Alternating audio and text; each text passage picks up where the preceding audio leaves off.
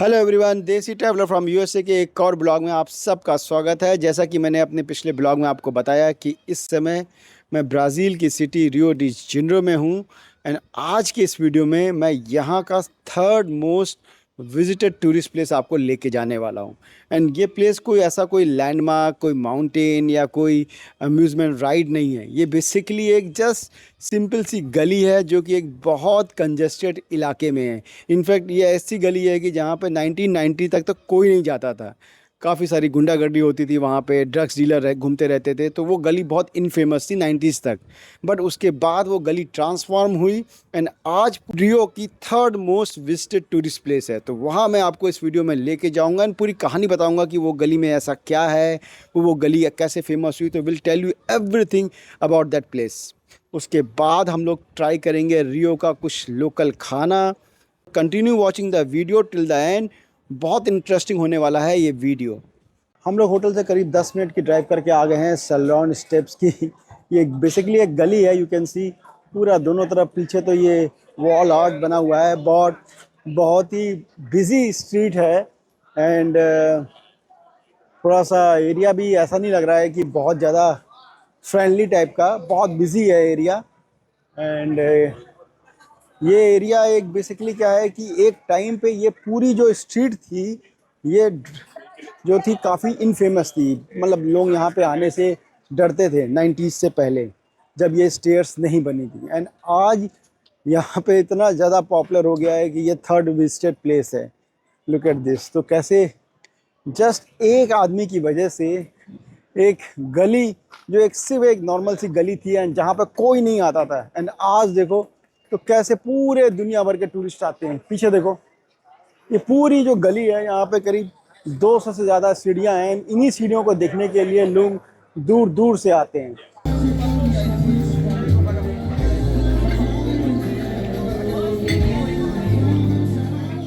आसपास का ये एरिया देख करके आपको लग रहा होगा कि इस समय मैं इंडिया के किसी गली में या इंडिया की किसी सिटी में हूँ।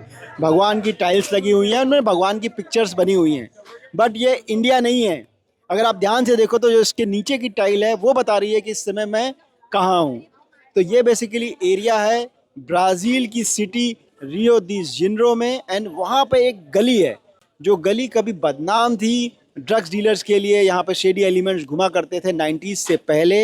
एंड देन 90s में एक बंदे के पैशन की वजह से आज ये गली पूरे रियो की third most visited tourist place है। अगर मैं बंदे की बात करूं तो बंदे का पूरा नाम था जॉर्ज सेलेरॉन। एंड 1990 में जब ये पूरी गली बदनाम थी, तब उस बंदे ने अपने पैसे से पूरी गली को ट्रांसफॉर्म किया। उसने, अब वो बंदा पेंटिंग बनाता था, उसने अपनी पेंटिंग्स को उसने मार्केट में सेल करना स्टार्ट किया। एंड वो पेंटिंग को सेल करके जो उससे पैसे आते थे, उसने 60 डिफरेंट कंट्रीज से ये सारी जो 2000 से ज़्यादा टाइल्स मंगाई। एंड आज करीब 200 से ज़्यादा स्टेप्स हैं जहाँ पे ये टाइल्स लगी हैं। नॉट ओनली स्टेप्स, बल्कि पूरी जो दीवार हैं, सारे साइड के जो वॉल्स हैं, वहाँ भी टाइल्स लगी हैं। एंड लुक एट द भीड़, कितनी ज़्यादा भीड़ है यहाँ पे। अभी सुबह के 9 बज रहे हैं, अभी तो दिन पूरा शुरुआत नहीं हुआ है।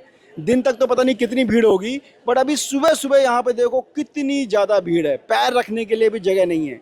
बड़ी बड़ी मुश्किल से मैं ये टॉप पॉइंट पे आया हूँ जहाँ पे कोई इजीली आ नहीं सकता, अदरवाइज नीचे मैं खड़ा होता तो मैं कोई भी वीडियो शूट नहीं कर पाता। एंड अगर मैं स्टेप्स की बात करूँ तो 200 से ज़्यादा स्टेप्स हैं। एंड नॉट ओनली स्टेप्स, बल्कि ये साइड की वॉल्स में भी सब जगह उसने टाइल्स लगाई हैं। एंड इनफैक्ट अगर मैं देखूँ तो मुझे इंडिया की टाइल्स बहुत ज़्यादा दिख रही हैं जगह जगह। इंडिया के जो अपने डिफरेंट गॉड हैं एंड डिफरेंट प्लेसेस हैं, उनकी टाइल्स लगी है।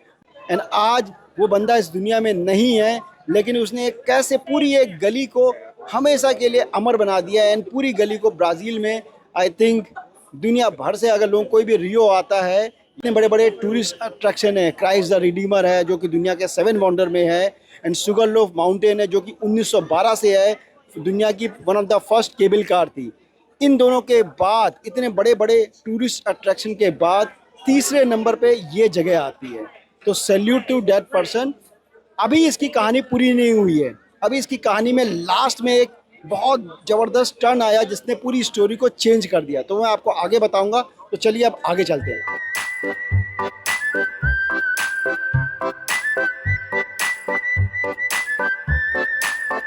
नॉट ओनली टाइल्स, यहाँ पे यू कैन सी इतनी सारे डिफरेंस जो हैं कलरफुल रिबन्स लगे हुए हैं। यहाँ पे एक ये घर की दीवार है, उसकी टाइल्स, उसकी जो बाउंड्री है वहाँ पे डिफरेंट सारे रिबन्स लगे हुए हैं इन्हीं टाइल्स के एरिया में। एंड उसका रीज़न क्या है कि ब्राज़ील के कल्चर में ऐसा माना जाता है कि अगर आप कोई रिबन को ऐसे वॉल में टाइट कर दोगे और उसके साथ ही अपनी विश मांगोगे तो आपकी विश पूरी हो जाएगी। तो पूरी वॉल भर गई है। सो यहाँ पे सिर्फ आपको टाइल ही नहीं मिलेगी बल्कि एक ये ब्राज़ील का यूनिक कल्चर भी देखने को मिलेगा। तो यहाँ पे टाइल्स वाले एरिया में एक बड़ी इंटरेस्टिंग सी अपना इंडियन रेस्टोरेंट दिखा। लुक एट दिस, है ना, अपना इंडियन रेस्टोरेंट जो है कहीं भी खुल सकता है। लुक एट दिस, हो जाए टाइम इंडियन फूड करी, आज करी है। एंड यहाँ पे एंट्रेंस पे भगवान गणेश जी की फ़ोटो लगी हुई है और गौतम बुद्ध जी की भी लगी हुई है। तो काफ़ी अच्छा ये इंडियन रेस्टोरेंट है, जो ये पूरे जो स्टेयर्स का एरिया है उसी के पास में बना हुआ है। सो हम लोग यहाँ पे सिर्फ 200 स्टेप्स हैं, बट पूरा इतनी भीड़ है, पूरा करने में हमें आधा घंटे का टाइम लग गया। जगह जगह सब लोग, बल्कि यहाँ पे लड़ाई भी हो रही थी, लोग स्पेनिश में लड़ाई कर रहे थे, समझ में तो नहीं आया हमें, लेकिन काफ़ी नैरो गली है ये, बट बहुत वर्थ है। बिकॉज आई मीन एक बंदे ने अपने कैसे पैशन से पूरी गली को ट्रांसफॉर्म कर दिया। एंड उस बंदे का, जैसा मैं बता रहा था कि उसकी कहानी में एक ट्विस्ट आया, तो उस बंदे का जो एंड है वो भी काफ़ी ट्रेजिक हुआ। 2013 में इन्हीं स्टेयर्स पे उस बंदे की एक दिन बॉडी मिली एंड किसी को आज तक नहीं पता उस बंदे की डेथ कैसे हुई। उसने सुसाइड किया या किसी ने उसको मर्डर करके इन्हीं स्टेयर्स पे डाल दिया, किसी को नहीं पता। लेकिन चाहे कुछ भी हुआ हो, it's a sad ending, but at least उसने अपने पूरे पैशन से, अपने पैसे से पूरी गली को ट्रांसफॉर्म कर दिया एंड अपना नाम ब्राज़ील के इतिहास में अमर कर दिया। यहाँ पे जब रियो ओलंपिक हुए थे तो उसका एक शूट यहाँ पे हुआ है इस गली में। एंड जो फेमस सिंगर है स्नूप डॉग, उसने भी अपने एक गाने की शूटिंग यहाँ पे करी है। तो यू कैन अंडरस्टैंड कि इस समय ये ब्राज़ील में कितना इम्पोर्टेंस रखता है ये जगह। तो अब हम यहाँ से नेक्स्ट जगह के लिए मूव करते हैं, करीब 10 मिनट की ही डिस्टेंस पे है। तो will see you at the next stop.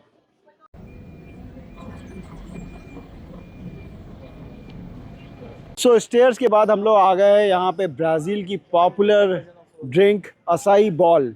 So basically acai के बारे में आई बिलीव कि अभी तो पूरे दुनिया में पता होगा लोगों को।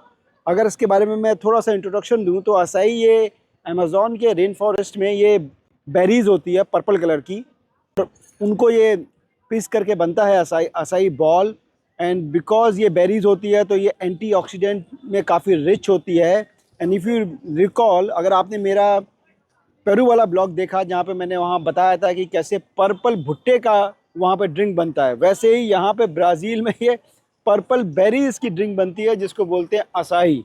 एंड असाई इस आज समय में बहुत ज़्यादा पॉपुलर है। कोई भी आदमी अगर जिम जाता है तो मोस्ट लाइकली उसने तो असाई का नाम सुना ही होगा, बिकॉज इसके हेल्थ बेनिफिट बहुत हैं। इसको ये हीलिंग में बहुत बेनिफिट देता है। एंड देन ये ओट्स के साथ अगर लो, ग्रेनोला और ओट्स के साथ में, तो ये आपको बहुत जल्दी फुल करेगा एंड काफ़ी टाइम तक आपकी बॉडी में एनर्जी को मेंटेन रखेगा। इसमें ग्लूकोज भी होता है, शुगर भी होता है, तो इसलिए मेंटेन रखता है काफ़ी टाइम तक बॉडी में एनर्जी को।